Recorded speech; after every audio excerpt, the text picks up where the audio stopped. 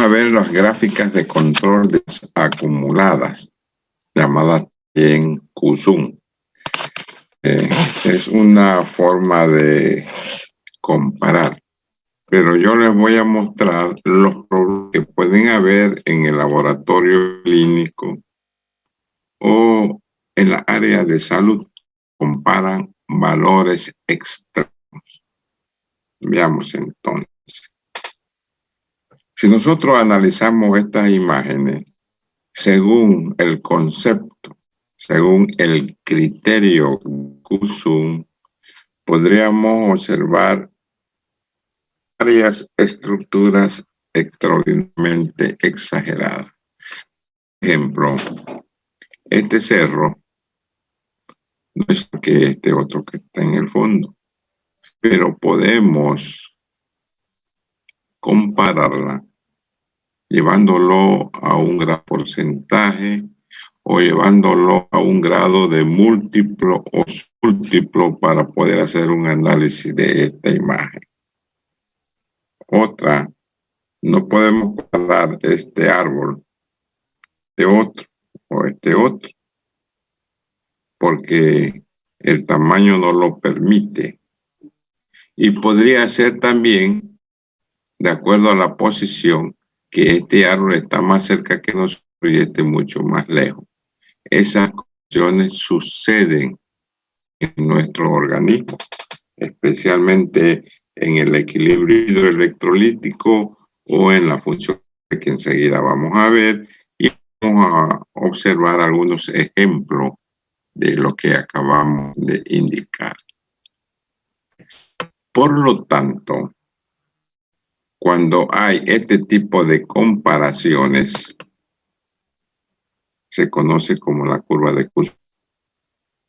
Por lo tanto, es el estudio, el análisis de un gráfico donde están acumulados los datos. Y lo interesante que en la misma curva se pueden incorporar valores muy grandes o muy pequeños. Aquí podemos observar una curva de QSUM, ¿cierto?, para una serie de actividad industrial. Lo podemos hacer en la actividad comercial y para la actividad en salud, y más específicamente en nuestra área, es muy importante el poder establecer valores extremos, máximo, mínimo, que no pueden ser graficados. Por ejemplo, usted no puede graficar un 0 respecto a un 180 o 170. Muy difícil que dos valores de este tipo entren en una tabla. También se puede hacer que estos parámetros o datos que nos proporcionan nuestra actividad diaria se pueden hacer en forma flotante, donde podemos observar ahora que hay un paralelismo entre datos máximos y mínimos. Eso hoy va a aprender cómo se hace. También se ve en una gráfica Levin-Jennings, en análisis clínico. Esta es la que nosotros utilizamos por más expresiva y la más sencilla que nosotros como el área de salud podemos analizarlo. Podemos analizarlo y comparar. Comparar dos valores paralelos, comparar esos valores que están siempre en paralelismo y que nunca se van a desviar. Y cuando se desvían, compañeros, cuando se desvía es que hay un problema de salud. Aquí, lo primero que hacer este tipo de gráfica de QSUM es comenzar a notar los valores de nuestra, dependiendo el tiempo de la actividad para poder comparar. Por lo tanto, muestras, la primera muestra y otra muestra diferente a la anterior o ser similar. Entonces, esa significa que nos expresa un paralelismo, pero muchos dicen, estos son extremos que no se pueden graficar. Entonces hay las reglas que hoy vamos a conocer y práctico sobre la regla de Cuso. A cualquier bioquímico, vamos a un laboratorio, es la sección de hematología más apasionante, más bonito. Los equipos son mucho más sofisticados, nos llaman la atención, como los de química, los de hormonas. Y ahora en la última, de PR. Entonces, observen esta relación. Nunca se va a separar los valores para el análisis médico de la hemoglobina y el hematócrito. Siempre va a haber paralelismo. Siempre hay, ¿no es cierto? Pero si nosotros lo observamos así rápidamente, vamos a ver que hay uno por debajo de los valores de referencia o muy alto de los valores referentes. Y aquí hay datos, información que no nos llama la atención. Pero cuando estos valores los graficamos, ahora sí expresa exactamente lo que está sucediendo en este tipo de actividad. Recuerden, si su hematocrito tiene 45, en forma empírica usted lo divide en 3 y el valor de su hemoglobina, que eso ya lo conocen, que son los valores calculados y que lógica un bioquímico, si está haciendo diagnóstico, no lo debe hacer. Pero si es estudios epidemiológicos de cohortes o longitudinales, lo debe hacer, que es el caso que usted ha visto en la experiencia vivida en los trabajos de parasitología. Esos son trabajos de cohorte o longitud epidemiológico. No son de diagnóstico de la salud. Entonces, cuando se trabaja para un diagnóstico de salud, no se puede hacer estos cálculos o los resultados calculados. Pero vamos a observar que es algo raro. De repente, no hay paralelismo. Lógico, si este hematocrito tiene 23, combine 8. Pero puede ser que tenga 46 y acá es 25. Y dividimos estos valores, no coincide este con este, si lo dividimos entre 3. Entonces, la gráfica de Kusun, y escúchenlo, nos permite establecer patología en el área de la salud. Nos permite establecer el tipo de alteraciones o acciones en los resultados de salud.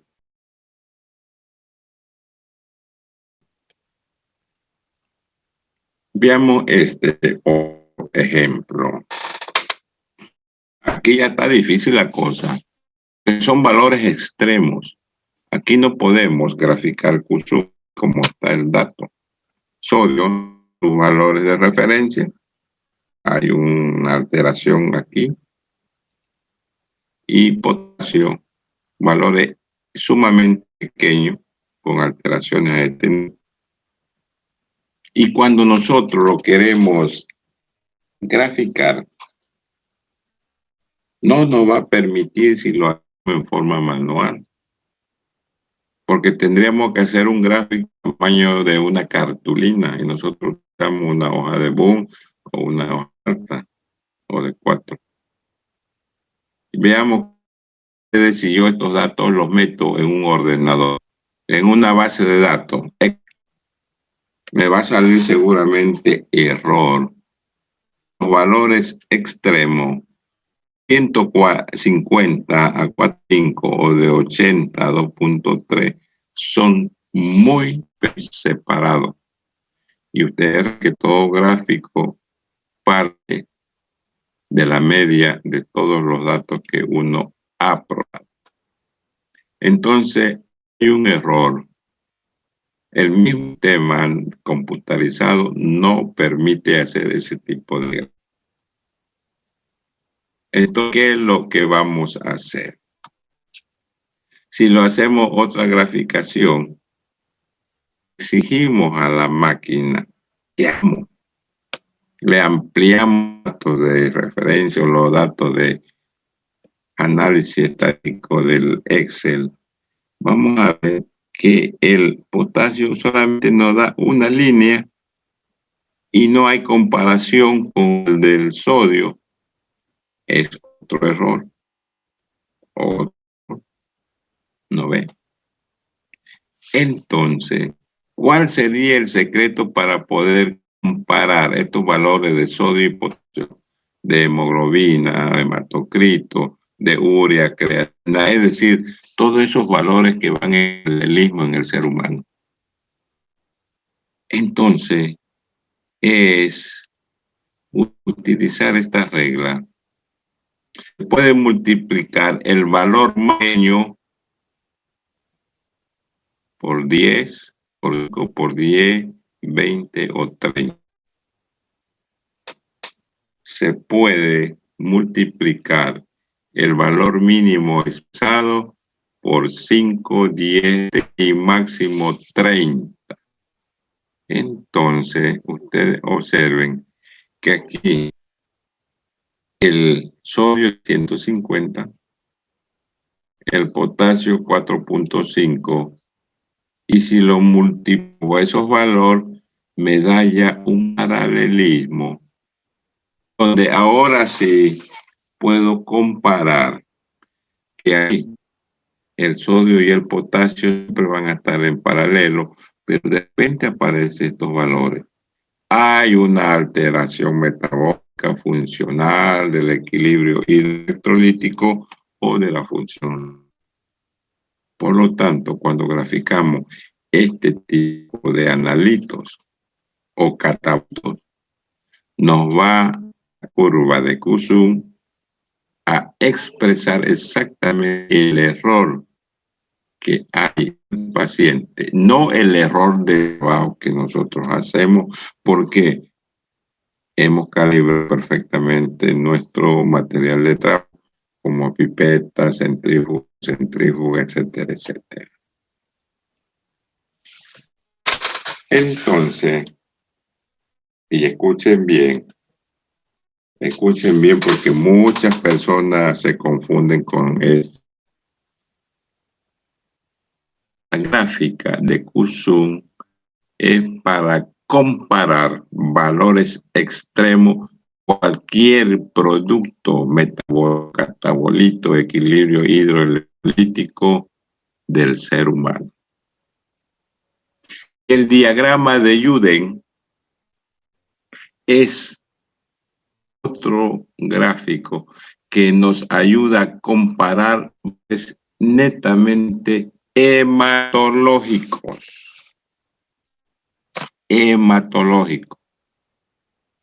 Por ejemplo, en Q-sum yo puedo calcular valores hematológicos.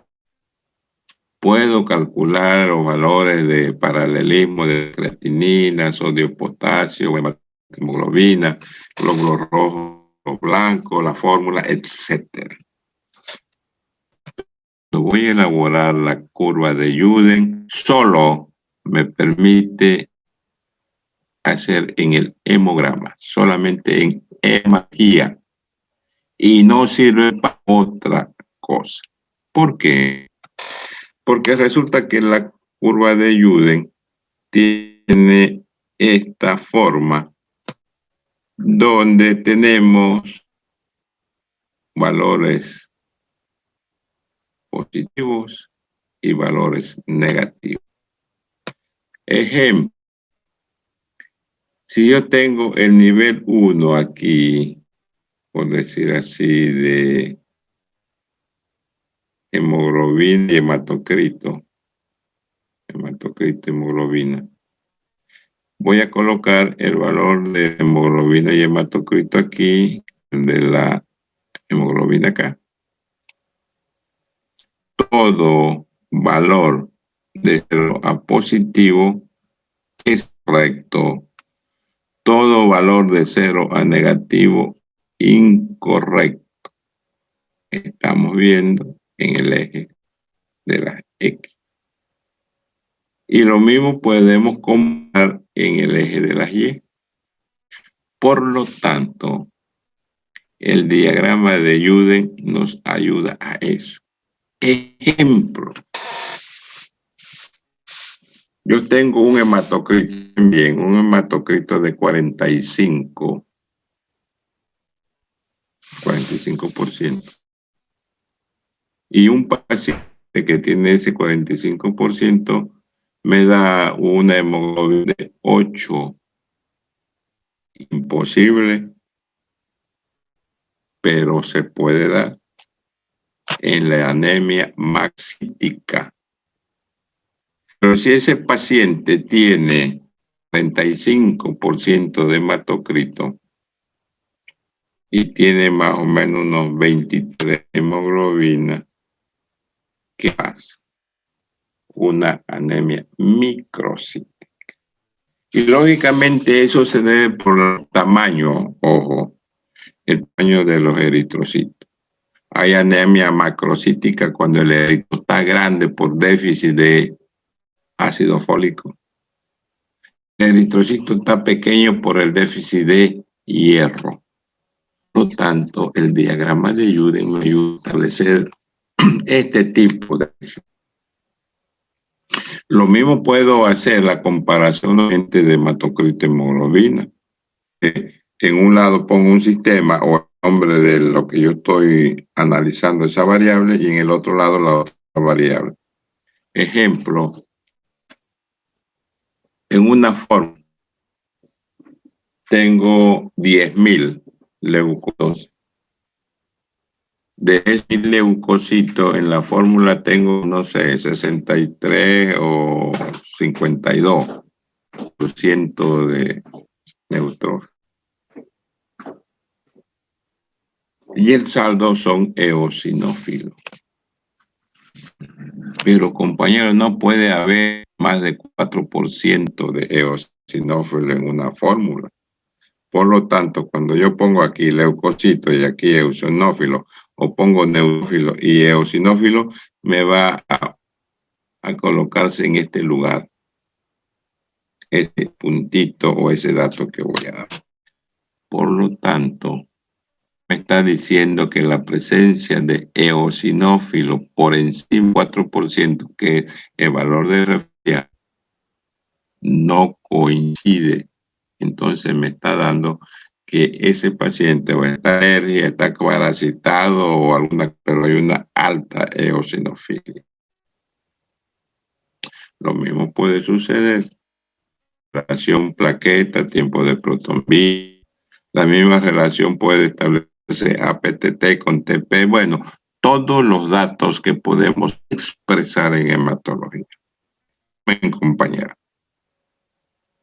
La técnica de Cousin sirve para comparar valores de todo tipo. Pero el diagrama de Juden solamente es para el diagnóstico hematológico. Y nada más. Y nada más. Bueno, compañeras, esto es lo que íbamos a ver respecto a la fórmula o la gráfica de Cousin. Ahora vamos a ver diagrama de Pareto. No sé si ustedes están viendo, estoy compartiendo un grupo de diapositivas. ¿Qué están leyendo ahorita en su pantalla? ¿Alguien me indica, por favor? Diagrama de Pareto, doctor.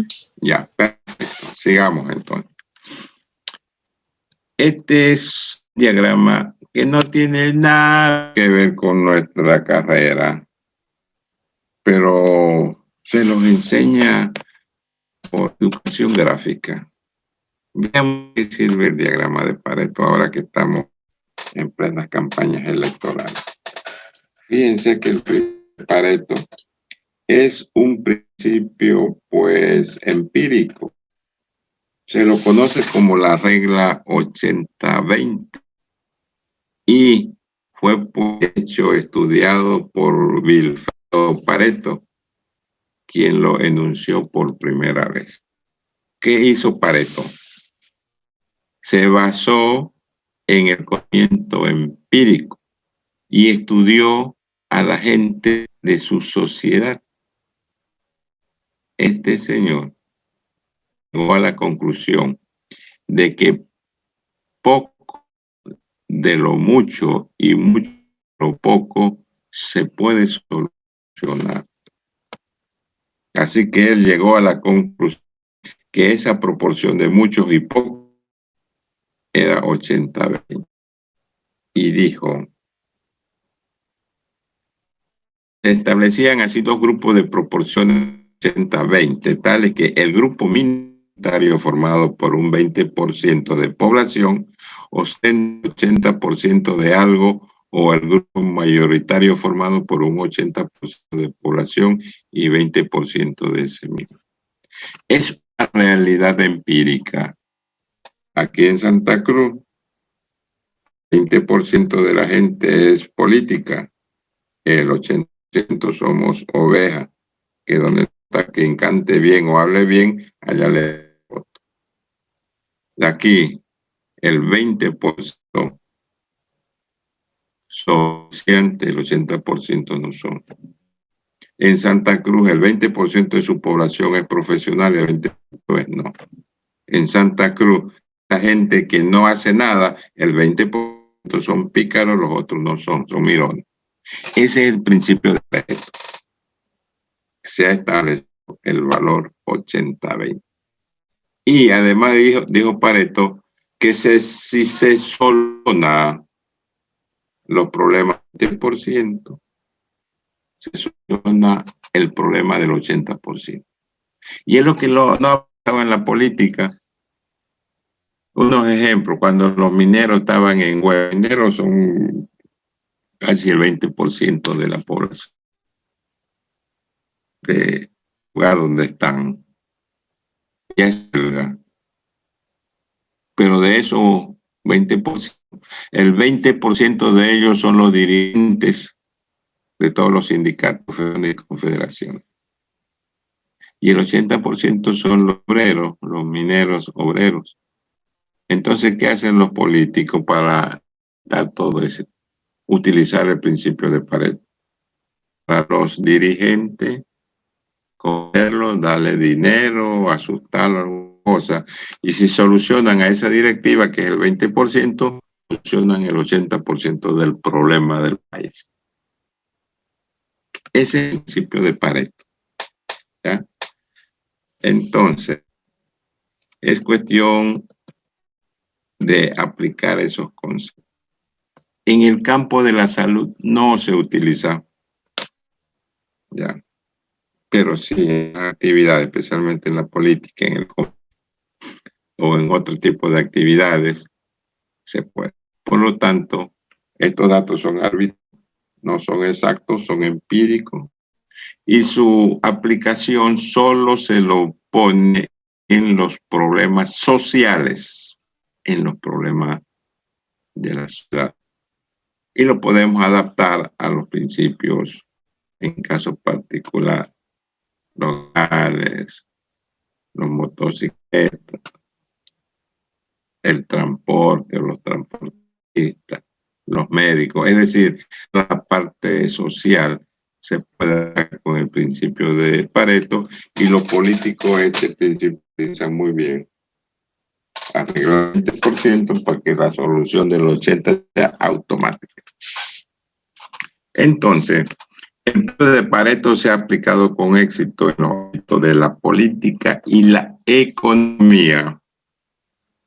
Se describió como una población en la que aproximadamente el 20% ostenta el 80% del poder político y la abundancia económica, mientras que el 80% de la población, lo que Pareto denominó la masa o populacho, se repartía el 20% restante de la riqueza y poca influencia política. Así sucede en líneas generales con el reparto de los bienes naturales, la riqueza mundial. Y lo podemos aplicar en la política de los países y en todo tipo donde haya este tipo de actividad. Por lo tanto, este diagrama de también se lo conoce como la curva cerrada o la curva ABC. Es una gráfica organizar los descendentes, como son pequeños, a la izquierda, y los mayores o los ricos a la derecha, como sucede en la política, los izquierdistas y los derechos. Se pueden separar, pues, y permite dar orden de prioridades. Cuando hablamos orden de prioridades, pues tenemos lo siguiente. Si en un país convulsiona, el que tiene problemas, los transportistas, vuelvan los médicos, transportistas, médicos, bueno, todas las áreas sociales organizadas. El gobierno lo único que hace es solucionar el problema importante. Se soluciona ese problema importante y automáticamente se soluciona. Es decir, solo se solucionan los problemas vitales.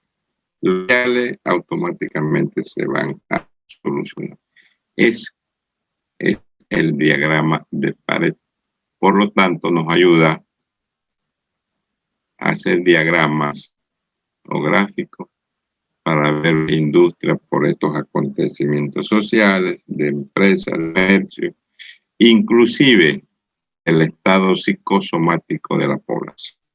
Hoy, por ejemplo, el 80% del estrés del coronavirus y el 20% de los políticos que no interesa nada de eso está tranquilo.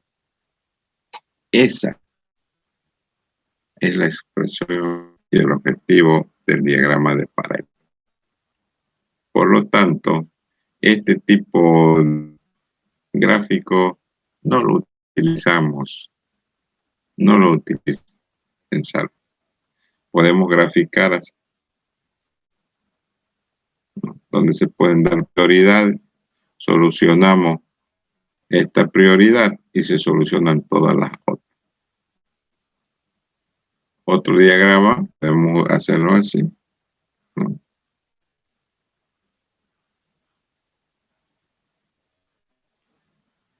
Otro gráfico podemos hacerlo así. Depende de qué es lo que queremos hacer. Lo importante está a la derecha, lo no importante a la izquierda. A la izquierda están los pobres, que son más, a la derecha están los ricos. En la izquierda están los políticos, a la derecha somos los que votamos como corderos. Eso nos expresa Pareto en todos los gráficos que podamos ver. Hoy vamos a aprender de forma teórica porque lo interesante es en la clase presente. Dadas las circunstancias, no podemos hacer una reacción. Si nos faltara el tiempo, si se fuera el Zoom, esperamos un ratito y nos conectamos. Pero no creo que suceda de esta manera, están avisados. Compañeras y compañeras, este equipo, después del microscopio, es el que más vamos a utilizar, que puede ser la macro o la microcentrífuga. Ambas tienen el mismo fundamento, la misma forma de trabajo. La diferencia son los soportes, una microcentrífuga y una macrocentrífuga que el tubo. Hay macrocentrífuga para Eppendorf, para de 7, 10, 20 o de 50 mililitros, especialmente la de banco de sangre que se utiliza de 50 ml. Y la de investigación hay tubos para 100 ml que ya son para trabajo de investigaciones muy grandes. ¿Qué es la macrocentrífuga? Máquina que utiliza la fuerza G para poder separar componentes de densidades diferentes. Hay varios tipos de microcentrífugas, con el lector incorporado, con el lector fuera, el lector del hematocrito. Lógicamente que ambos tienen una gran diferencia. La macrocentrífuga, la máxima rotación son de 5.000 revoluciones por minuto. Y normalmente uno debe trabajar de acuerdo a las especificaciones técnicas de la industria o del procedimiento que tenemos que hacer, que eso está designado en el NPO de cada laboratorio y de cada prueba. Para ya máximo que utilizamos es de 1.000 a 2.000 revoluciones por minuto. Para plasma fresco, obtención de plaquetas, revoluciones por minuto. Para hormona se necesita las 5.000 revoluciones por minuto. Y para parte de glucosa, urea, creatinina, 3.500. Esto notado en todo protocolo de técnica que van a utilizar. Y lo mismo sucede con el microhematocrito. Pero aquí solamente hay una revolución. Este tipo de centrífuga, la microcentrífuga, son 1.000 revoluciones por minuto. 12.000 revoluciones por minuto. Pero muchas veces el carbón, es decir, el implemento que ayuda a darle la fuerza, se desgasta. Entonces siempre hay que calibrar. Muchas veces vamos, el error que yo le llamaría horror que hacemos cuando utilizamos las microcentrífugas sin calibrar.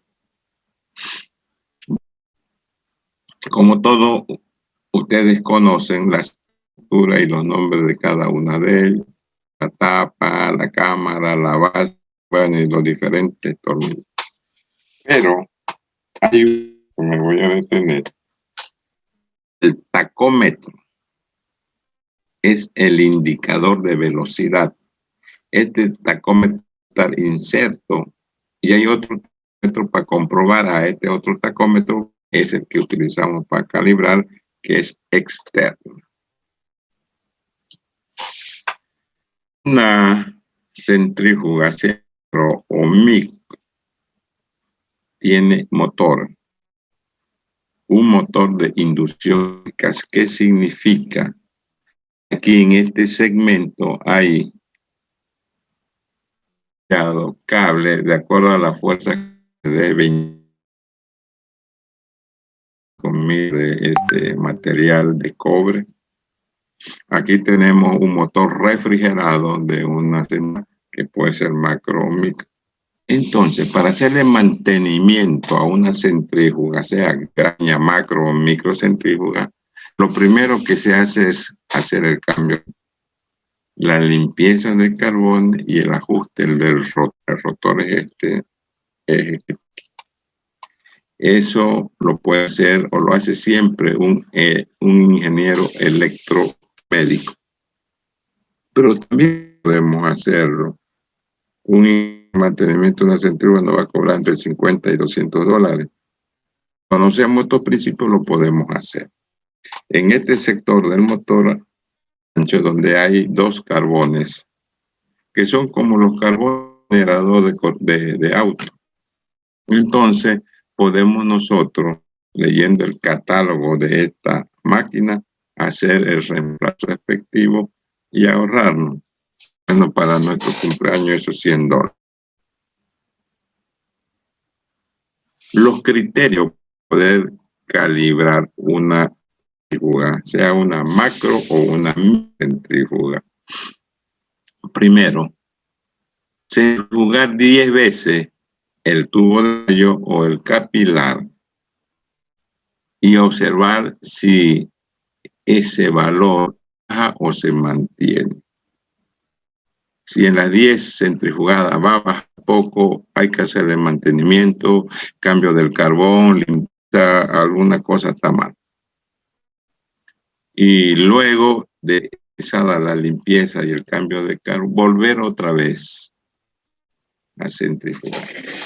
Hoy, si sigue bajando eso, hay que calibrar su eje. Se hace con un tacómetro. Este es el tacómetro, que es una máquina que sirve para calibrar todo que rota. Entonces, la macro centrífuga debe estar la misma velocidad es de 1000, la máxima de 5000. La macrocentrífuga oscila, debe tener una oscilación de 10.000 kilos. Nosotros utilizamos para la microcentrífuga y hacer un hematocrito 12 revoluciones. Este tacómetro hay que conseguirlo en las casas especializadas de equipo. ¿Cómo vamos a observar si esa centrífuga macro o micro está en buenas condiciones? Este es un hematocrito.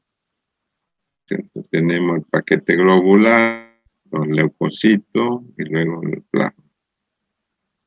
Nosotros centrifugamos 10 veces y sigue esos valores. Su centrífuga. Recuerden, una centrífuga se debe, cuando tiene 1000 revoluciones por minuto, se debe el tiempo de 3 minutos. Si ya está usada y ha disminuido la velocidad, puede ser 5. Hay una fórmula para calcular de la fuerza G que vamos a ver.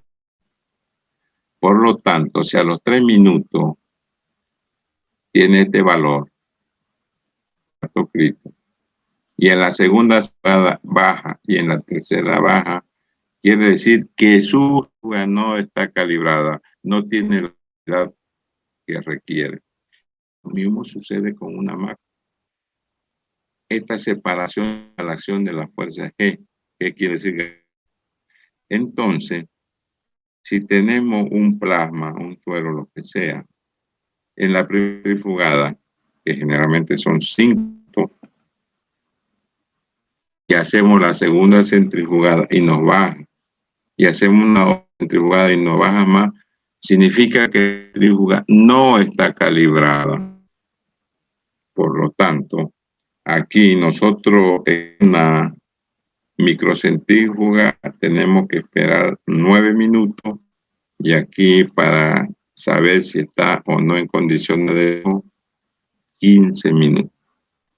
Esta forma de comprobar si un macro o una microcentrífuga tiene de trabajo. ¿Quién lo hace eso? La fuerza G o la gravedad de tierra. Esa fuerza traído hacia el centro de la tierra. Y es el famoso número que hemos aprendido en física. Un G es 9.8 metros sobre segundo al cuadrado.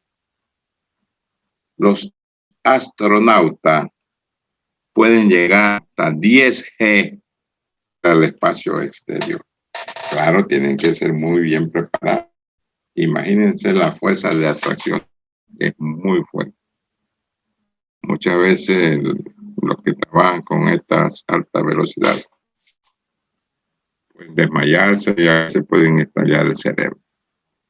Entonces, no se olviden, 9.8 metros segundo al cuadrado es el lanzajeo, la fuerza de gravedad normal en la Tierra. Y cuando nosotros le aplicamos una velocidad extra, ya se conoce como fuerza centrífuga relativa o fuerza G con minúscula.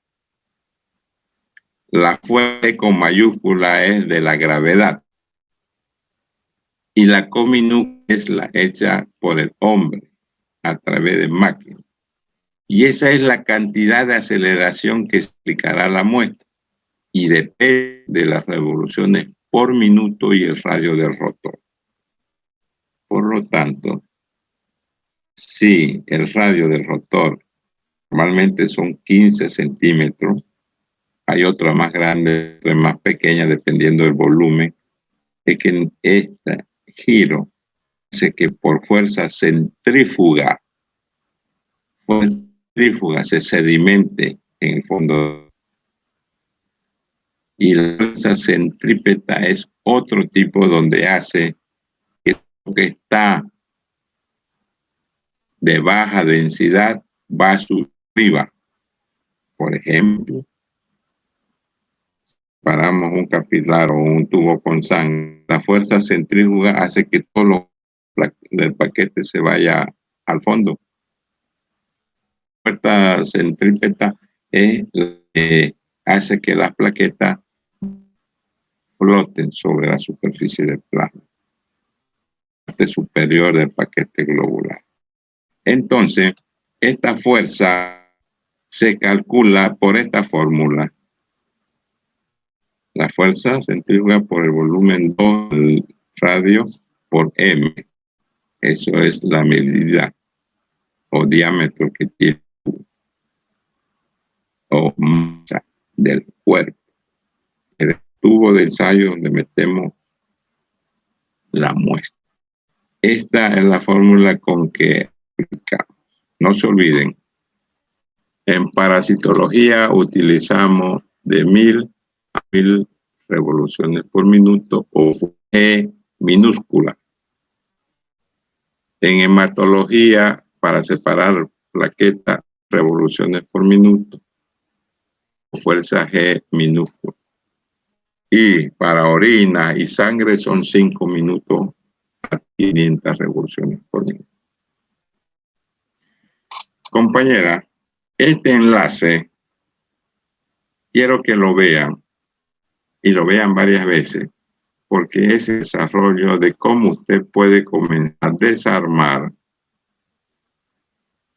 una macrocentrífuga, cómo debe sacar, cómo debe cambiar los carros y cómo debe calibrar. Es un video muy bueno para que ustedes puedan utilizar. Bueno, seguimos entonces ahora. Ya vemos cómo se calibra.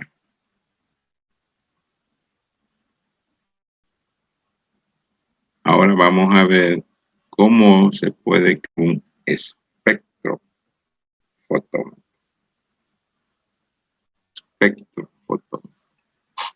Entonces, muchas veces nosotros llegamos al laboratorio pensando qué cosas, pero no es así. El bioquímico debe ser muy receloso de las máquinas. No todo es perfecto. Hay laboratorios de más de 10 años, 20 años trabajando y nunca han calibrado su máquina.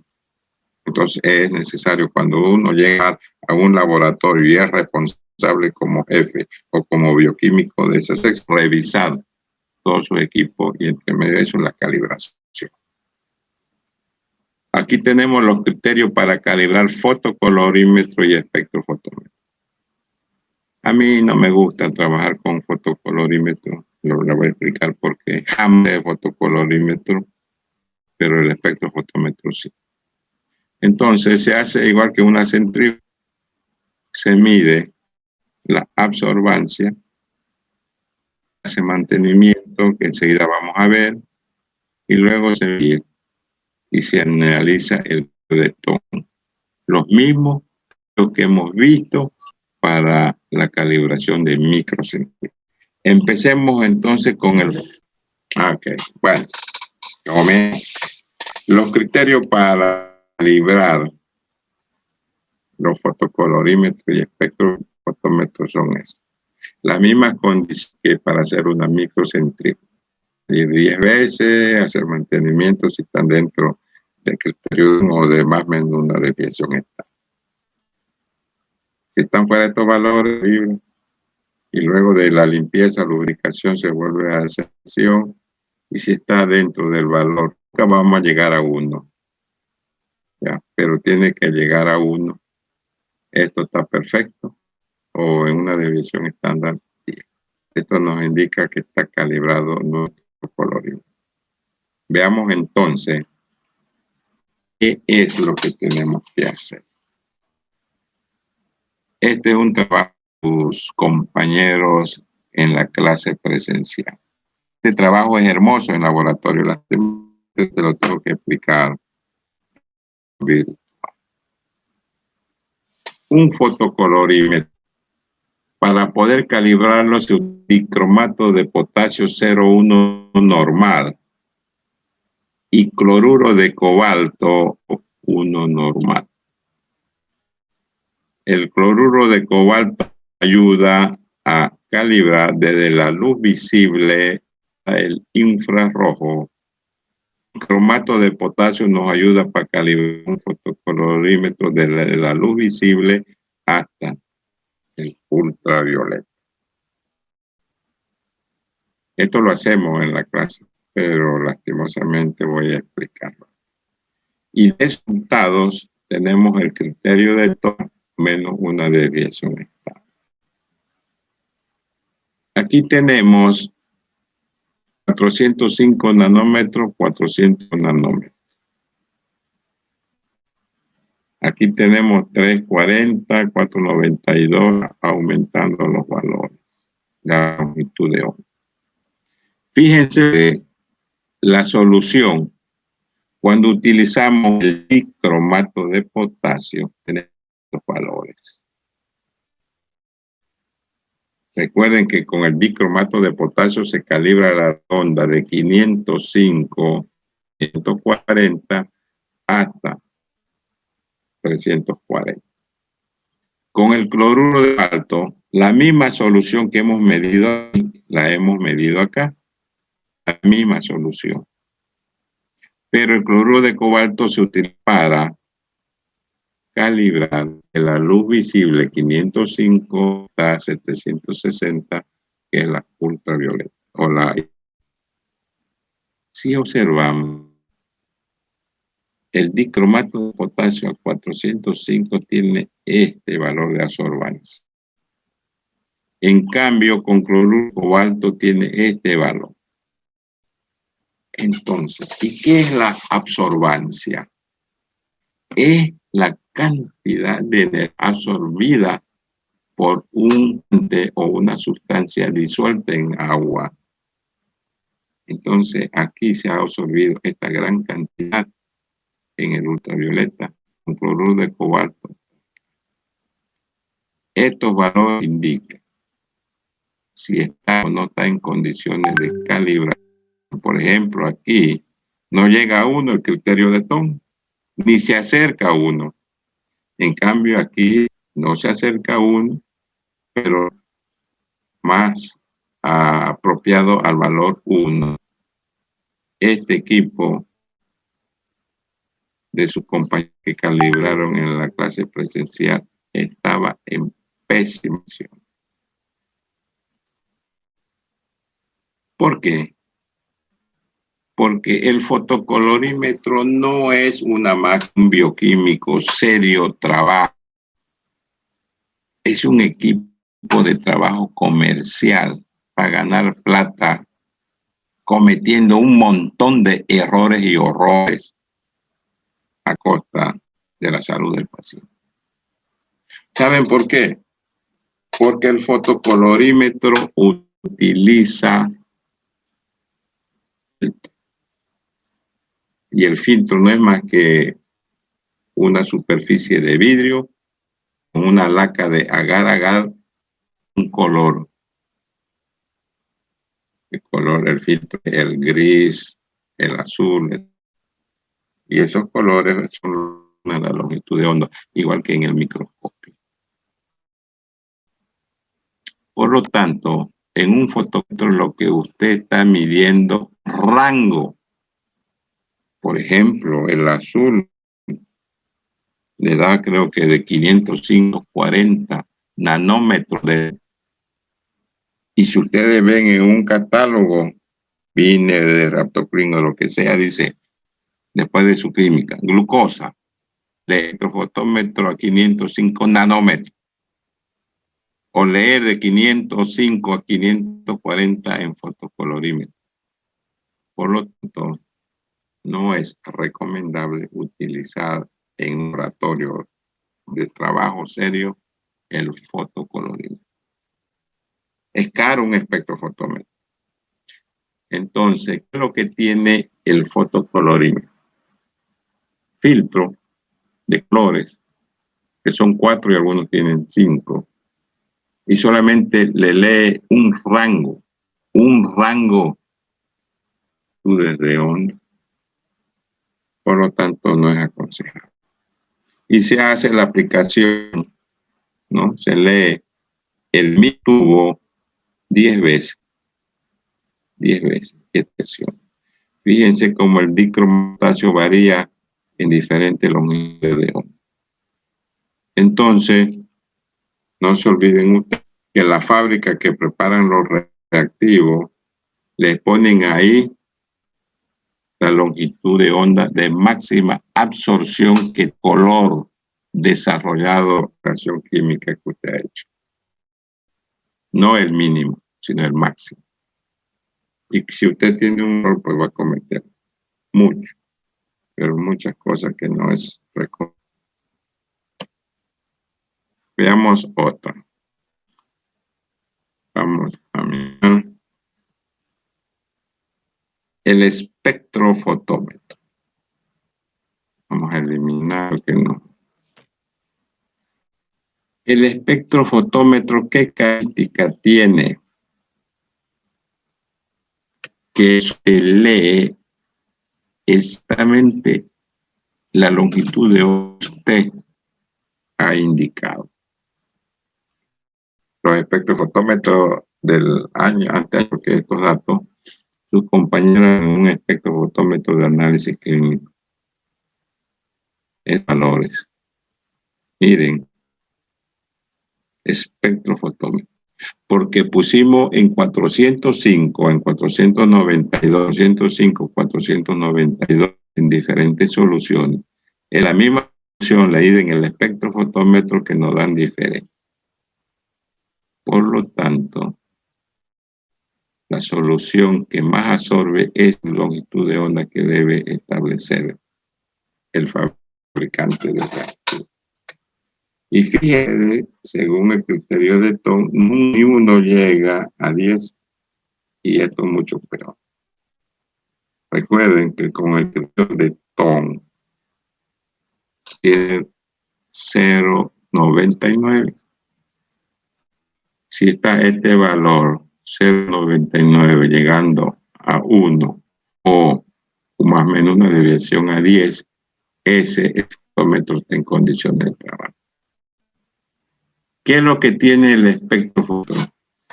No tiene filtro de colores, tiene rejilla de acción,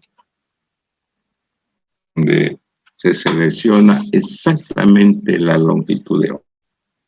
Compañeras y compañeros, cuando ustedes tengan su trabajo y sean de ustedes su laboratorio, utilicen el espectrofotómetro. Nunca van a tener eso. Y siempre hay que utilizar este tipo de calibración. Si un caso no llegara a cerca 1, hay que hacer una limpieza. Los espectrofotómetros, el gran problema es el polvo que se asienta dentro de los equipos. Y Santa Cruz hay polvo por donde sea. No es una ciudad sucia. Compruébelo en su casa, ponga en su escritorio una semana sin tocar ahí Y de ahí usted puede escribir su nombre porque esto de polvo. Ese polvillo a la rejilla de Dion y puede dar estos valores. Oiga, sus compañeros en el espectrofotómetro, le hicieron la limpieza, volvieron a calibrar y quedó perfecto. Yeah. Nos ahorramos en dólares por mantenimiento de un espectrómetro. Cuestión de, o sea, en esta diapositiva al final hay un enlace, ustedes vean cómo se hace esa limpieza. Un archivo de YouTube.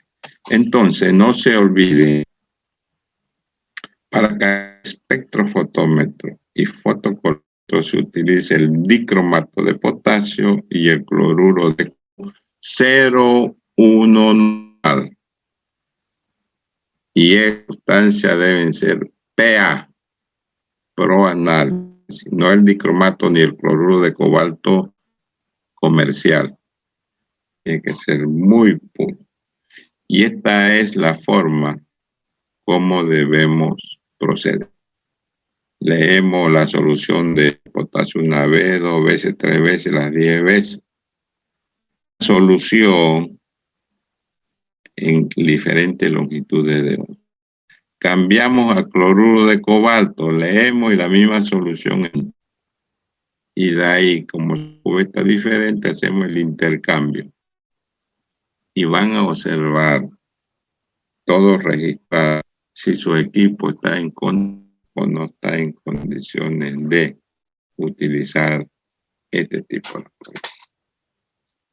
Entonces, en resumen, yo quiero tener un buen laboratorio con todos mis equipos en buenas condiciones. Use espectrofotómetro y hágale mantenimiento cada 6 meses. Ese mantenimiento empieza. Hoy en la actualidad hay sopladores que yo no los recomiendo, si no hay insufladores, máquinas que, como la aspiradora, de lámina, donde ustedes pueden limpiar la difracción sin necesidad de desarmar su equipo. Hace esa limpieza, se elimina el polvo, no hay problema. En el Beni, en Pando, yo he ido allá a hacer el mantenimiento de equipo, es lo contrario. Hay mucha humedad y se pueden formar hasta de agua en las rejillas de difracción. Y a los colegas de allá les mostré eso, lo desarmamos el equipo y con un papel le demostré que su equipo estaba en esas condiciones porque tenía agua en su rejilla de difracción. El aparatito que usan las mujeres para ese calor. Entonces, hay que saber cuándo utilizar un equipo. Si su lugar es húmedo, su espectro o su orímetro está en condiciones, en Trinidad hay mucho río, hay mucha humedad, por lo tanto tiene que calentar. En Santa Cruz el problema es el polvo, mucho. En otros países el frío, puede haber humedad que se congela, la radiación se puede congelar y bueno, variar. Una bombilla de espectrofotómetro y fotocolorímetro con vapor de luz trabaja 900 horas. 900 de trabajo continuo. Entonces, cuando usted haga un control de calidad, anote el registro. ¿No? Y no solo te va a comenzar a trabajar, venda su equipo en el momento que va a hacer su trabajo y no lo apaga hasta cuando termine su trabajo. Eso le estará. Llegó una muestra, lo enciendo. Termino mi trabajo, lo apago. Llega otra muestra, lo enciendo. Eso le hace daño a la vida media de la fuente luminosa, tanto del espectrómetro como del fotocolorímetro. Una vez prende el equipo, déjelo hasta concluir su trabajo. Bueno, compañeras, es todo lo que íbamos a ver sobre esta práctica, que lo mejor la presencial, porque el alumno se involucra en el equipo, lo hace, lo ve, lo comprueba él. Lastimosamente, la pandemia hace eso. Bueno, compañeras y compañeros, esta pregunta, una duda.